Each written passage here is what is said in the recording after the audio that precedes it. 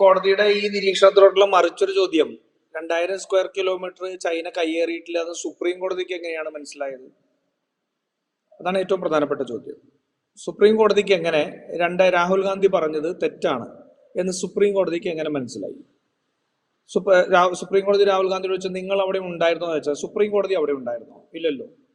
നമ്മുടെ മുന്നിലുള്ള വസ്തുതകൾ എന്ത്? നമ്മുടെ മുന്നിലുള്ള വസ്തുതകൾ ഇന്ത്യയുടെ ഈ നമ്മുടെ security issues pertaining to unfenced land എന്ന് പറയുന്ന ഒരു കോൺഫറൻസിൽ, അതിൽ പ്രധാനമന്ത്രി നരേന്ദ്രമോദിയും അമിത്ഷാ ഉൾപ്പെടെ പങ്കെടുത്ത കോൺഫറൻസിൽ PD നിത്യ എന്ന് പറയുന്ന SP, ലഡാക്കിലെ SP വളരെ വിശദമായിട്ട് ലഡാക്കിൽ ഉൾപ്പെടെ നടക്കുന്ന ചൈനീസ് കയ്യേറ്റത്തെ സംബന്ധിച്ച് പറയുന്നുണ്ട്. ഏകദേശം 65ഓളം PP പെട്രോളിംഗ് പോയിന്റ്സ് ഉള്ളതിൽ 26 എണ്ണം നമുക്ക് നഷ്ടമായിരിക്കുന്നു എന്നുള്ളതുൾപ്പെടെ.